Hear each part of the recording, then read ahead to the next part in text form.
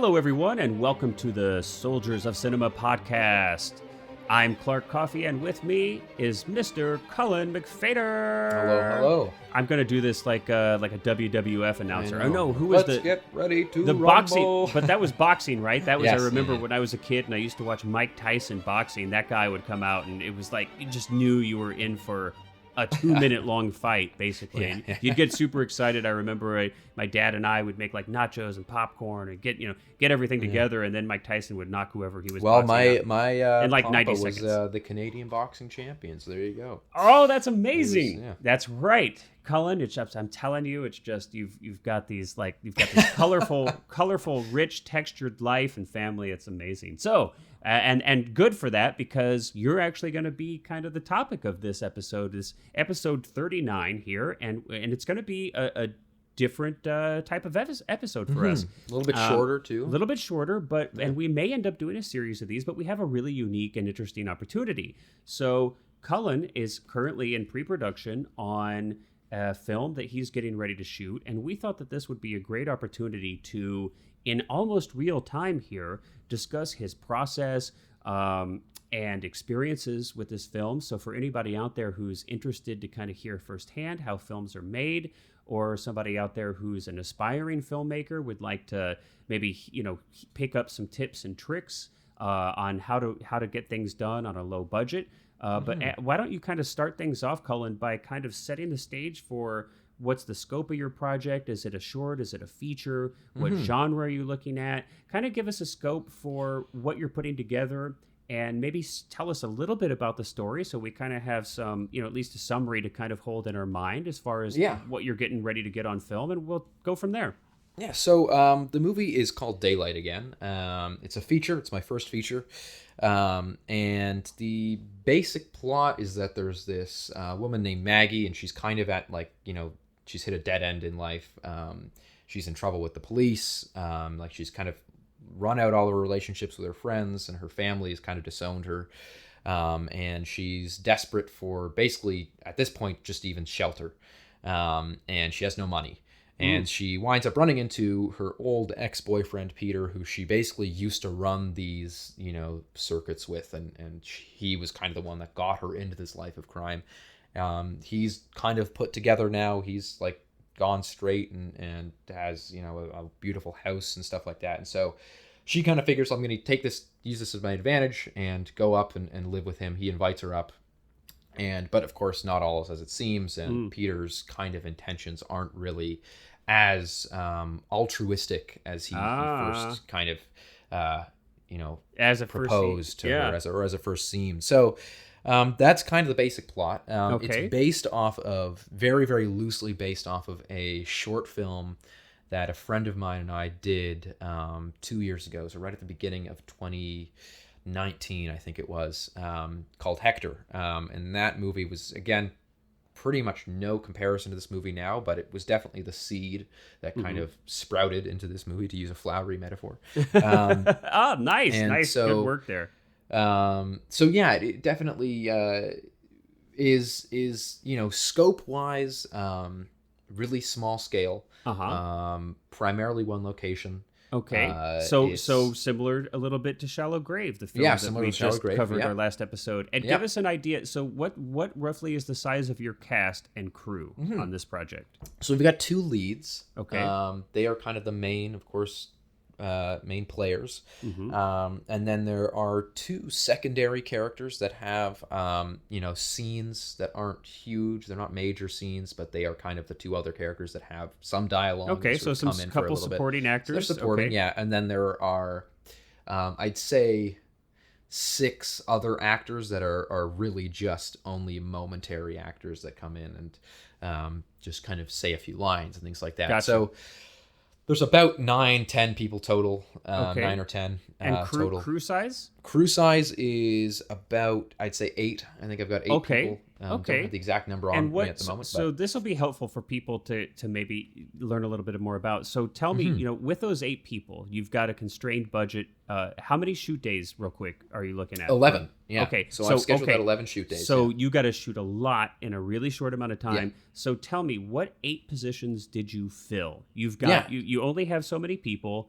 So what positions did you fill, and share a little bit too about where you've kind of doubled or even tripled up? Because obviously with only my 8 good people, friend, my good friend Adam is kind of my right hand man. Okay. He's basically the first AD, first AC, sort of like script supervisor in a way. So Okay. he's going to be, running slate, checking the shot list to make sure everything's done. And he'll also be writing keeping track of like, okay, take 3 Takes, okay. was good. And so he's kind of doing, he's really going to be essentially my And assistant just to director. clarify, so you're directing, obviously. Yes, But, yeah. but are you going to be operating? Yep, I'll be operating. Yeah, So I'll you'll be directing, operating, and will you be basically acting as your own cinematographer then as yeah, well? Yeah. Okay. So the reason for that, and this is something that I wouldn't recommend for a lot of people, but I am super familiar with, Yeah, like you're I very primarily technical. work as a cinematographer, and I like that's kind of my professional, like where I Right. the money that I make in film is primarily doing that. Yes. And what I realized during pre-production was that to make everything really efficient, to keep everything both low budget and, again, to make sure that everything's kind of streamlined, that I wasn't going to use a director. I was going to kind of take the PTA approach to it, which is make it sort of a group effort. So I've got, I think of things when I direct, and even from the writing phase, I think of things super visually, and like not only framing wise, but like I know from the moment that I write a page as a script how that's going to be shot, and now did how you it's write going to be this? lit. Did you wrote this, or was Yes, this... so I did. Yeah, so Okay. it was. So again, it came from this this short film, and was originally much more similar to that short film. And I'm comfortable saying that, because now if you go back to the short film and go, I know where this movie's going to go, you probably don't, because it is so different. But Okay. originally was very, very It's similar. just inspired from. Yeah, Or yeah. inspired So by, it was written. The plot of the short film was a guy goes up to his cousin's cottage or cousin's house for like a weekend to stay there, and his cousin's gone for the night, so he's there alone with his roommate, and then the roommate turns out to be a monster. That's the plot of the short film. Again, nothing related to that in this version. But the first draft was very related to that. It was very much just an expanded version of that, and I had written it with the guy that I did the short film with and 2 others. We were kind of the writing team. I was doing the screenwriting, but they were kind of the people that I would like bounce off of, and we would have writing meetings and kind of come up with, okay, maybe this should go that way. And that was kind of primarily how the script got so altered from what it was to what it is now. So you had input and feedback. Yeah, And you kind of had some people who worked with you on the writing. Okay. Exactly, yeah. And so then that went on for about a year. I think we started writing, or at least I started like kind of planting the seeds of it and doing the outline and kind of a treatment for it in March of last year. So right when COVID kind of hit, I decided that was like a good time to do that. And then it was written basically, I think the draft that we're going to camera with was finished in like late March of this year. So just over a year of writing, which I think is a pretty decent amount of time. Yeah.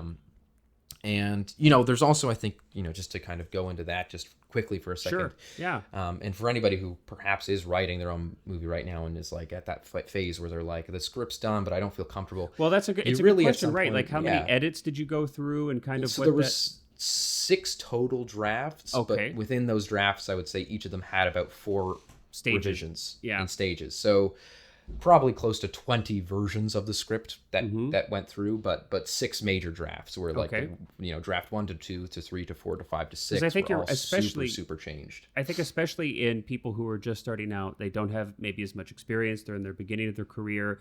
I think, I just want to kind of reiterate, without hopefully being too preachy, this is the stage where you can work all day long. You can make as many, you can put as much work into a script as you could possibly imagine. There's no limit, and it doesn't cost you anything but time. This is the only part that if you're the writer, right? If this is your film, this is the only part that doesn't cost you anything.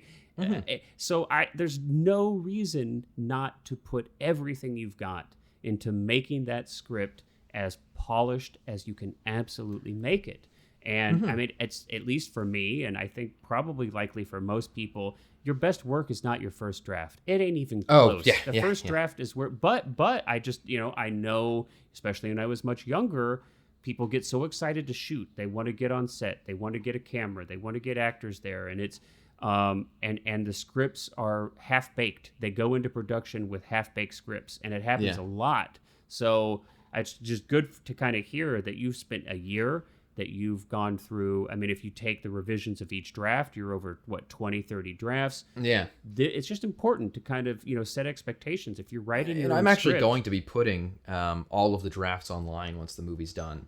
Oh, because excellent. I think that it's actually kind of a neat thing to be able to share with people, to sort of go like, look that's at fantastic. how different every draft. Like if So someone we'll wants to do read that. 1 to 2 to 3 to 4 to 6, We'll 1 to 6. we'll link to that through the Yeah, podcast. yeah, once it's so out, yeah. everybody, you can kind of you can actually kind of look at how the story progresses. Thank you Because for it's doing what's that. incredible is that if you shot, like, I think that's one of the things that the actors that signed on later, I always kind of joke with them and I say, like, if you were to go back and read draft 2 and make that movie, you could make this movie and that movie, and I don't think people would realize that Wouldn't they even came be from the same place. thing. Yeah, I mean, I often won't even find. I mean, if let's say I write an entire script, I may not even get to what I actually really want to get to until 80 pages in, and I take this little nugget almost that I wrote in this first script, and then it's kind of so right. It's be open as a writer to taking just what really works or what really sparks your love for what you're doing in that first draft, and then make that your entire second draft. And you may have to go through several iterations of that. But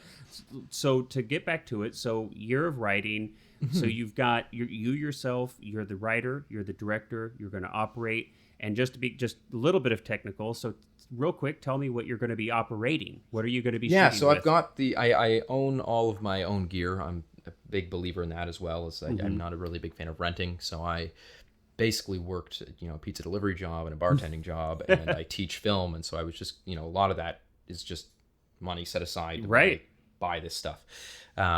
Not cheap, but I think to me, I would much rather have owned that equipment and have been able to call it my own and be able to like take a camera out whenever I want and go and do something, as opposed shoot to every day. relying on a rental. And exactly. And so I've got no pressure on me to finish something faster because the rental's running out or something. So it's an Ursa G2, Blackmagic Ursa Mini Pro G2 is what the camera I'm operating on, with a Pictor Cinema Zoom. Oh, and what you've great got new zoom lenses. You've got the wide. What is? The 20 to 55. And I've got tend that to one shoot too. That's wider. a great lens, by the way. It's a really great lens. Yeah, and I'm a big believer in zoom lenses. I think that Right. like, a lot of people kind of scoff at them, and it's like, no, primes only. But I love I do zooms too. because I think that people, when they get all technical about lenses, they're like, oh, the bokeh is nice, but it's like, that doesn't matter to me. I don't Not really for care this about level. the creaminess of a bokeh. I Right. care about I At don't this- have to switch lenses if I'm going from a 20 to a 50. Absolutely. And at this level, that's important, right? Yeah, Your ability to reframe, your ability to move fast. It's when you've got 11 days to shoot and you're shooting a feature film, I'm going to guess you're around 190 to 120 pages ish, right? Yeah, I think 90, About 90. I think the last draft was some, yeah. Okay, around so you got 90 pages to shoot in 11 days. I mean, to go back and forth to lens to lens to lens, you're going to save a ton of time. So, Yeah, okay, yeah. so you're shooting with the 20 to 55. You've got the Blackmagic Ursa G2. You've got your own. Tell me what you're going to do with lighting. Are you shooting exteriors, interiors? I think you said it was mostly interiors. Give us an Mostly the idea interiors in the house. And you've yeah. scouted a location. You picked this house, as I understand it, specifically because you knew it would have good lighting. It's a beautiful house. It is. When I got to this, I actually accidentally scouted it. I went there to stay there for my birthday last year, for like I think 5 days with some friends. And I remember and I was already in process of writing this movie at that point. And I remember like getting there and being like, I have to shoot this movie here, because it's just, I have never seen a house that both has so much character inside, Right. and the way that the light just the natural light, and like it's almost, of course, Which will is be important lighting, but you could shoot a because- movie without any extra lighting in that movie, and it would still, I think, look beautiful. Okay, and so let's talk about your additional lighting. So obviously, Yeah. it's important. I know you've got some of your own lighting, but it's limited to some extent. You're on a small budget, so you've picked a location where the lighting's going to be great. But then how will you be augmenting that? Tell us a little bit about that. So a big thing for me is kind of like I of course, anybody who lights will tell you that accentuation is the key to lighting, which is just looking at the room naturally and then going, okay, I want to play up that part. So like that window, I will put a light over there to bring up that light and to kind of, highlight it a little bit more. But I also sort of I think a lot of movies these days especially are shot with like realism in mind. And I find that to be a little bit boring. So what I usually do, just kind of the way I light, is like I'll light realistically. I'll get a room naturally lit the way I want it. And so if there's like a big window, that's our kind of prime light, the primary source. I'll light around that, and then I start going in and I start cutting things, and I start, accenting things with lights that don't really make sense, that realistically don't make sense, I mean, in terms of Right. the actual geography of Right. the setup. And so I'll take a look at things like that, and again, just highlight things. Like I described this before, but I'll use it again just for clarification. I kind of land between like a realist and an expressionist in terms of the way I light, where I do like basing things off of reality. I like using real windows and stuff to Right. impose Have your the light lighting be on the motivated, situation. but yeah, And the by motivation. reality. But at the same time, I do, I never shy away from like playing up the theatrical of the lighting, or really dramatizing light and using light to continue to tell that story, Sure. in an even more meaningful way than perhaps if it was just realistically lit. And just in a practical sense, what kit are you going to be? Yeah, so I've got, again, very cheap lights, but I've got some newer, how do you pronounce that name? Light panels. I've got we all one that's just everyone knows. Everybody who's on a low budget knows them. Yeah. Yeah, I don't know how yeah. they're pronounced either. Yeah. So I've got two of their light panels. One is like a full RGB, and then one is just a bicolor. So LEDs, right? They're LEDs. Yeah, LED light panels. Then I've got a larger Godox SL60, which is kind of like, it's a daylight only light, but you can of course throw gels over it and stuff. Sure. But that light is really going to be used for like, again, kind of the lighting the entire space, and not necessarily singling out certain elements. Okay, so we'll just take a quick pause here, just 1 second. Yeah, I'll clap so we can see that in the thing. There we go.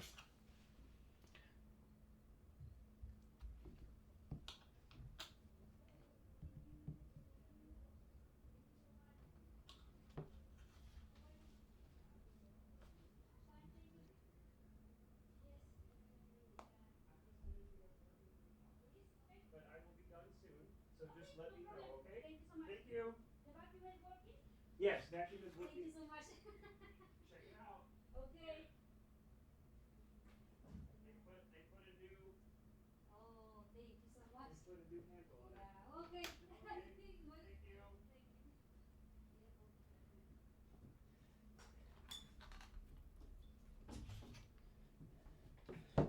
We'll just do what we can. I'll go back to that Godox. Yeah. All right. And then if they get loud, what we'll do is we'll kind of stop here, and we can add more to it at another time. Let's just see what we can do. I apologize. No worries. Okay. Yeah. So I've also got a Godox SL60, which is like a larger daylight rated light. It's not, you can't actually vary the color on it, but of course you can tint it, or throw dim gels, it and stuff, and throw gels on.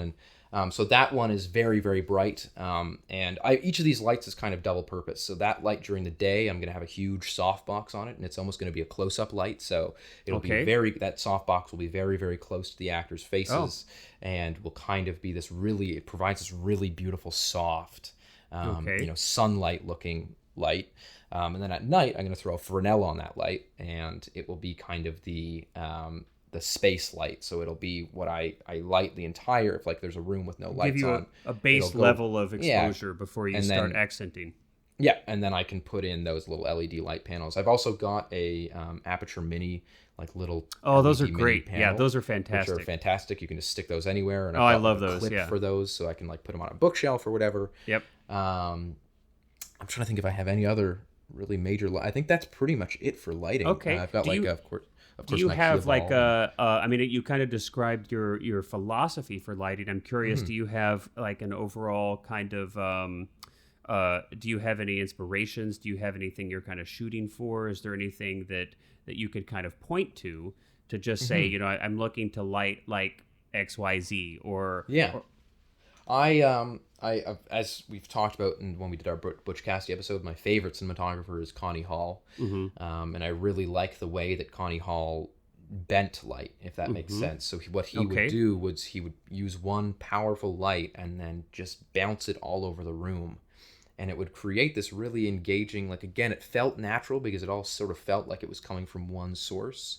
and sort of like one place. But at the same time, it was a great way to be able to, highlight or point out certain things in a shot, with the light without having to set up 1,000 different lights. And so I thought that is a brilliant way of working, and this his separation of foreground to background, and almost lighting like it was black and white still. I think is really a great way to a great philosophy. More contemporary. I'm a big fan of Steve Yedlin. Both in his the way that he does his color processes and things like that in terms of his post-production pipeline, but also the way that he, again, the way that I got that idea again for putting the softbox super close, like a foot from an actor's face, like this really huge softbox, extremely close, by the way. Just was him. Like his, if you look at a lot of the BTS of, he most recently did Knives Out. You look at the BTS of that, and it's like these huge sheets of light that are just really close to an actor's face, and it just provides this really beautiful, soft kind of fall off and this wraparound. So I would say that those two are primarily really what I'm going for, lighting wise, and then visually, just in terms of the general visual language. I'm a huge Hitchcock fan. I've kind of made no secret of that. And Hitchcock really was a late addition to this movie, weirdly enough. The movie originally, when it was being written, was kind of leaning towards this Texas Chainsaw, kind of Tremors almost tone of like this comedy horror type thing. And then when I got to the sixth draft, realized that I didn't like any of that, and I pulled all of the comedy out of it. I pulled all of the heightened craziness out of it and grounded it and turned it into this like Hitchcock drama thriller. So it's a drama thriller now. So now it's much more of a grounded Hitchcock kind of style of thing. Paul Thomas Anderson again. Phantom Thread is a movie that I actually have specifically been so looking at and kind of going like, that's a really brilliant way to shoot a scene like that. And and perhaps this is actually a good segue to get into the rehearsal process, because this is everything's related. But to just kind of preface that, I wrote a shot list long ago when I'd written the screenplay. I wrote a shot list basically alongside of it. And I've never really had the chance to rehearse before. That's been something that I've always kind of missed out on, both because no budget, it's difficult to get people to be there for more than they need to be. And reality is, on films, you often don't. You don't have that time. But I have a viewfinder, a director's viewfinder, an Alan Gordon Mark VB, which is I honestly, when I bought it, wasn't sure if I'd get much use out of it, and I am so thankful I did, because what I did with the rehearsals over the past weekend, we spent 2 days just rehearsing full days, was that while the actors, so we would do like a read through of the scene, and then I would kind of go through the blocking with them and sort of say like, here's where the camera will be, here's kind of how it's going to be shot. And I was actually able to sit down and like lie down on the floor and get angles up at the actors with my viewfinder. And got to a point where there were scenes that had 13 shots, and I got them down to like 5. Moments that even like scenes that had like 6 shots, and got them down to a single shot, and realized I can actually play this whole scene out in a master. Help us understand. It apologize if it kind of feels like we're jumping around a little bit. I will get back to the question of who the remainder of your crew are, but we'll keep following this. Well, it's okay. Yeah, we'll keep following this thread for a bit. So can you help us understand, what was it about when you were writing your shot list and you had, 13 or 8 or whatever it was, setups or shots per scene, and then when you went with your viewfinder to the rehearsal and you got that down to 1 or 3, why do you think that was? What was going on there? A big part of it is coverage, right? Like you sit down when you're writing a shot list and you're like, I want to make sure that that'll cut with that. And so you're visualizing it in your head, and you go like, well, I might need a shot in between there to just kind of transition those 2 shots to each other, because I think that cut might be too jarring, the angle might be too extreme in terms of the difference of angles, or like just like it might go, is cutting from extreme close up to a wide, is that going to be too weird? Will that gel together? But what I was able to do with this viewfinder was do those cuts in real time. And of course, a viewfinder doesn't record, but I was able to frame the shot while the actors were rehearsing the scene and go, okay, that's shot 1. And then pull out and go, this is shot 2. Those actually work really well together. Or in some circumstances, find a completely new shot. Find it, like there was one scene in about midway through the movie where a character runs back into the kitchen after something happens, and it's kind of this intense moment where she's like out of breath. She's just had this like big moment in the movie, and our second character comes in and is kind of like trying to console her and like what's going on, explain this to me. And so initially it was like, I think 4 or 5 shots of like, there's a shot of her entering, then there's a like medium of the other character coming in, and then it's just kind of a shot reverse shot. And I realized, no, I can actually shoot the entire thing from way back in the kitchen, and changed up the blocking entirely. So now the character comes in and it's like she goes across the screen and then goes back over to the other character. The other character almost comes towards camera, and they do this like do-si-do. Right. And so it sounds like you've moved a little bit from, kind of a focus on, from an editing perspective, you're kind of focused on, keeping the spatial geography clean and trying to make sure that you've got, that you're focused on that to, it looks like, okay, you're not losing that, but now you're able to move into more of like a thematic understanding or a composition of shots, and kind of, I don't need 13 different shots for this conversation. I can actually be a little more fluid and well, I think that's going to make a huge impact on the quality of your film, Yeah, sure. I think it really was like, there's nothing better than that feeling of excitement of like, after we had done that specific scene that I was just referencing, and we'd gotten it blocked out and we rehearsed it, I think like 5 different times. And I was like, that just elevated that scene so much, like that the scene works so much better and just feels so much better. Or, another big thing about rehearsals is we were able to sit down and sort of go like, that ending, I don't really like the ending of that scene. So that was going to be my next question. Yeah, why don't Did your writing change? Yeah. Okay. Nothing major, like nothing I would say overarching change. Okay. But there was definitely moments where it was like, these last 4 lines in the scene, let's just cut all those and let's say that with a look. Yes. Like, let's just have this moment end with, I love to hear that. Yeah, like the person walking away and just like this silence. Like, I think that can be really, really powerful. And that happened with more than one scene. There's like the movie opens on arguably perhaps like a really emotional moment. I won't get into spoilers, but like it's a very emotionally like rich scene. And we were sitting there, and I was, initially the moment ends with the two of them kind of watching, like one of the characters watching the other one go out the door. And I was like, wait a minute, that will hit so much harder if you don't even watch her. Like if you just like she leaves and you don't even bother to go and watch her leave. So a lot of things like that came out of this rehearsal that, kind of has put me firmly in the camp of, whenever I have the chance to do rehearsals now, I am absolutely taking that. So I was never anti-rehearsal, but I just, But this really reinforced it. So it sounds like, I mean, you've got your blocking, you've got some writing changes, you've got, setup changes. What about the actors? How did you find?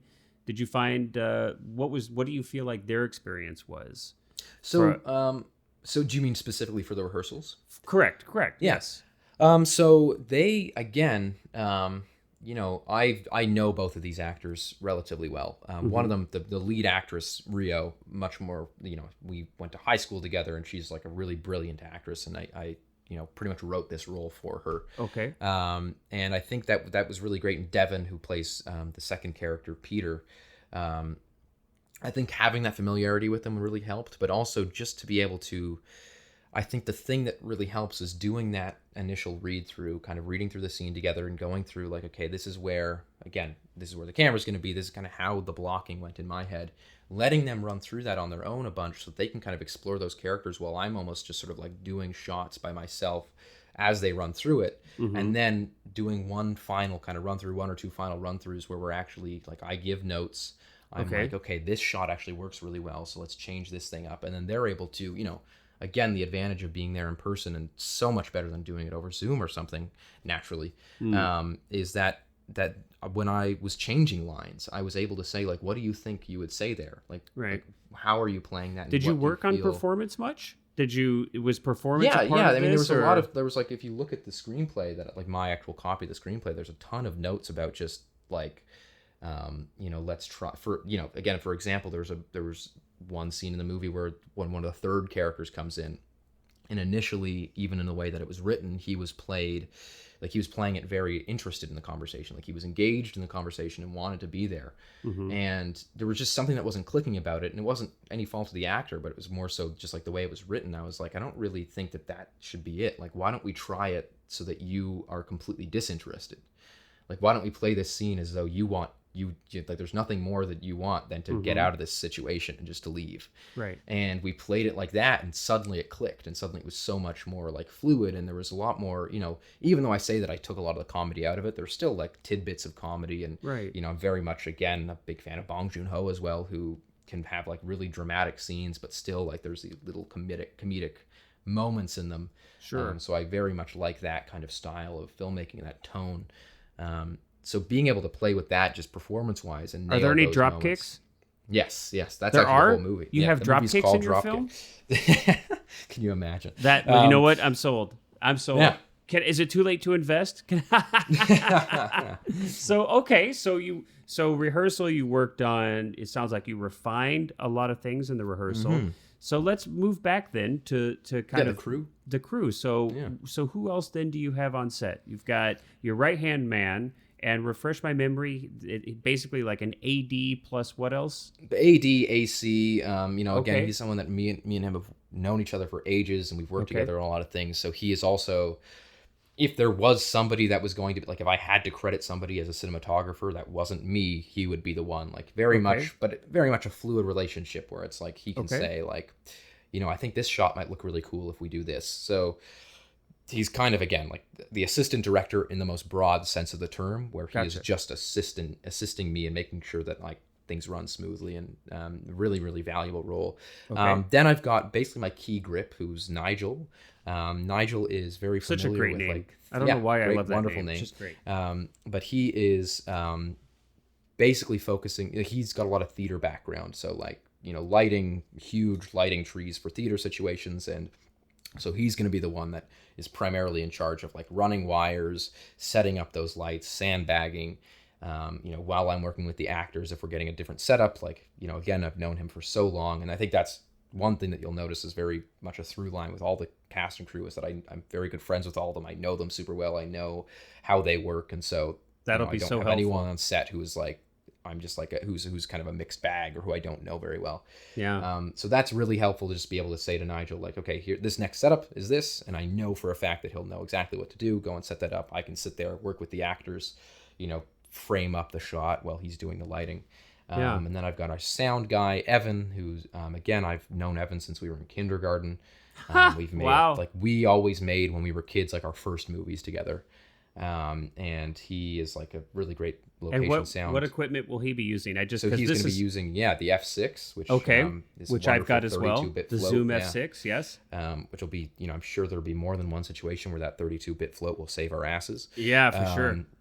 And he'll just, we'll have 2 lavs on each actor, 2 lavs on the actors, not 2 lavs on each. On each, right? One on each, yes. And then a boom. So very simple sound setup. There'll be, really 3 sources for all the scenes.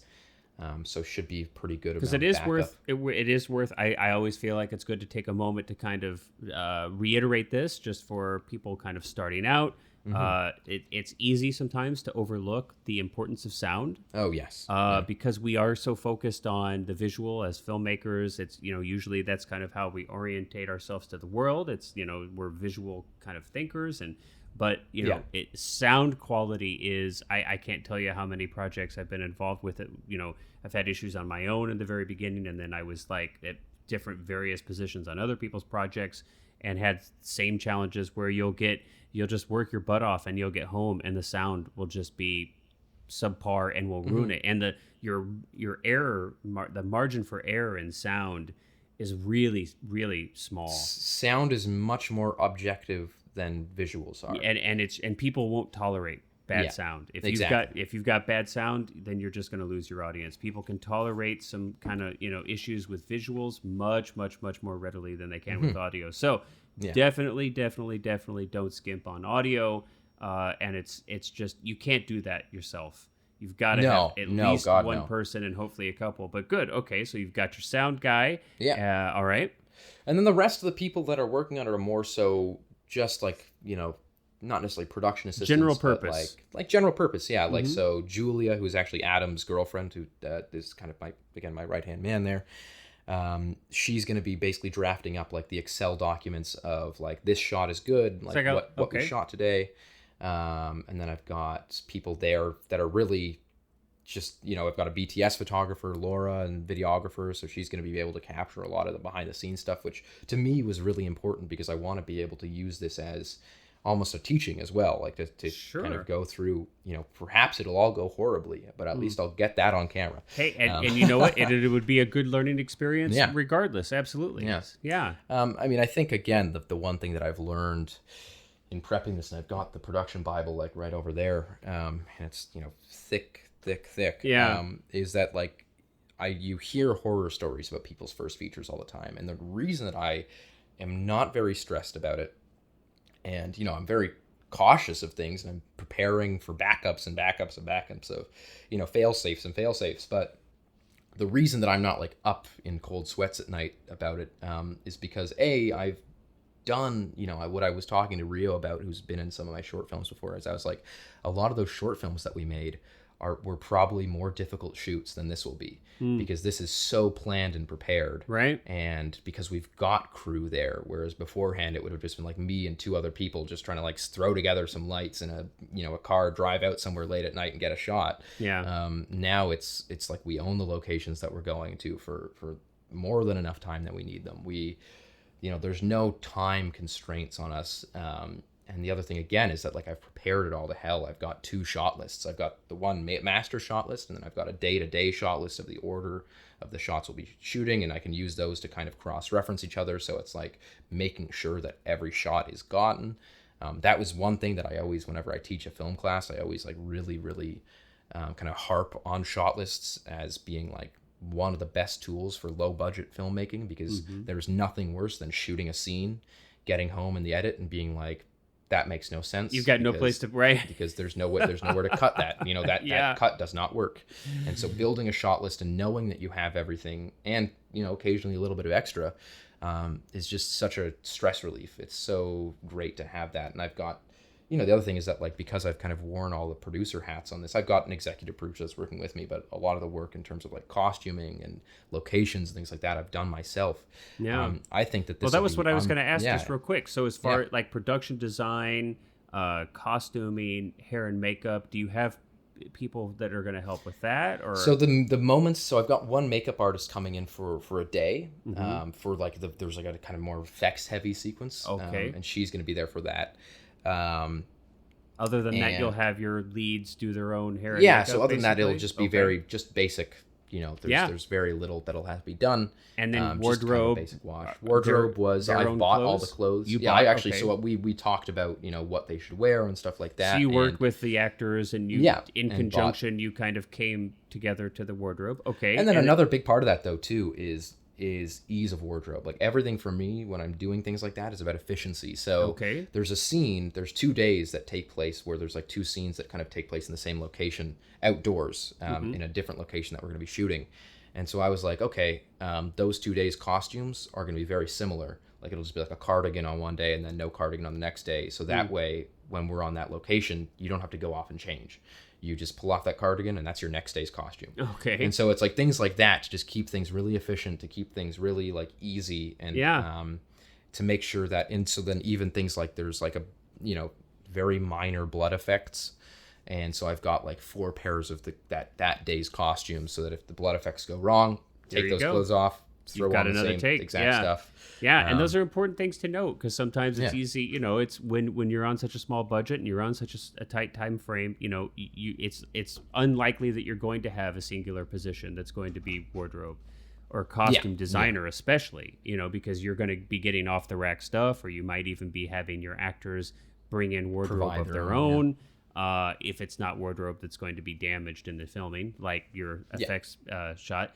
What about production design? I know that you scouted the location, and your primary location is this house, and so I'm assuming that most of your production design is going to be included in the house that you've rented. Again, the house is so beautiful. But was there I can't even describe it. Was there anything else that you did? I assume then you probably did whatever production design exists. You did that. It sounds like.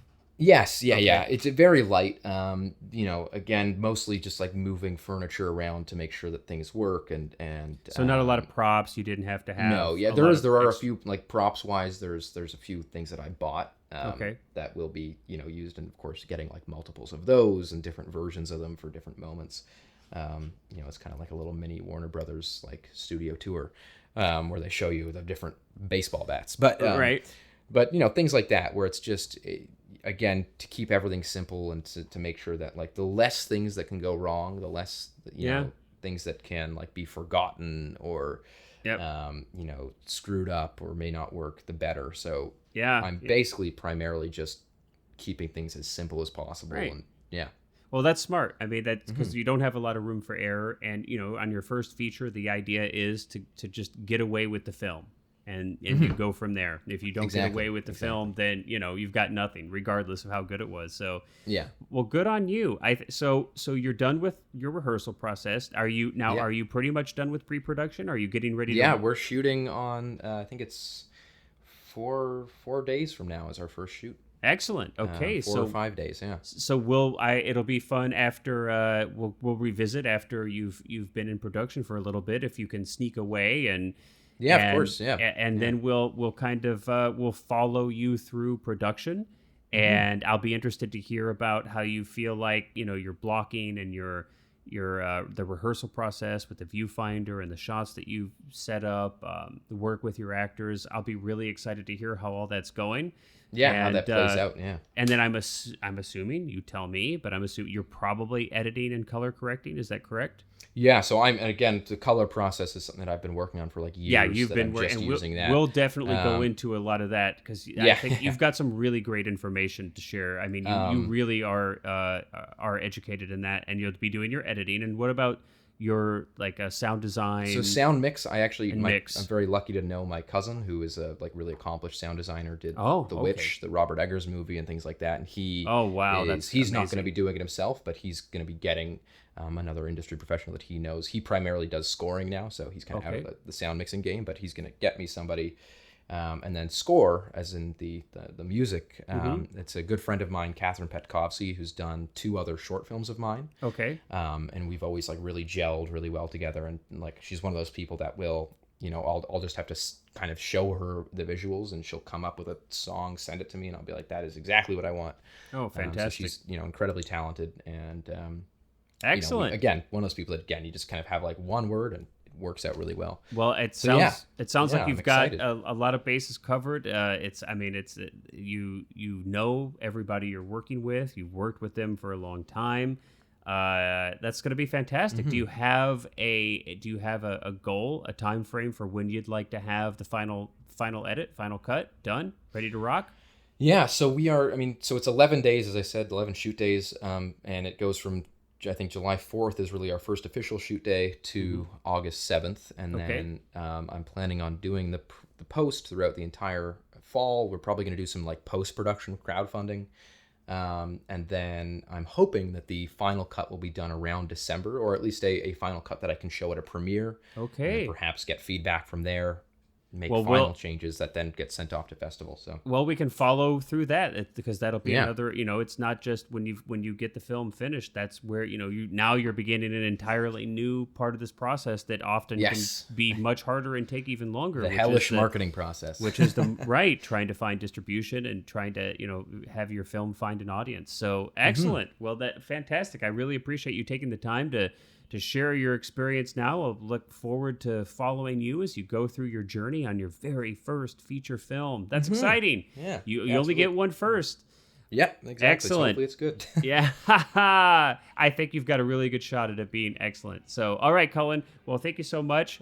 This will wrap up our special edition. This is our first special episode. It's exciting. So we'll look forward to talking to you again after you've been in production for a bit. Until next time, thank you everybody for listening. Hope this has been entertaining and maybe even a little bit informative. We'll see you guys next time. Take care. Bye-bye.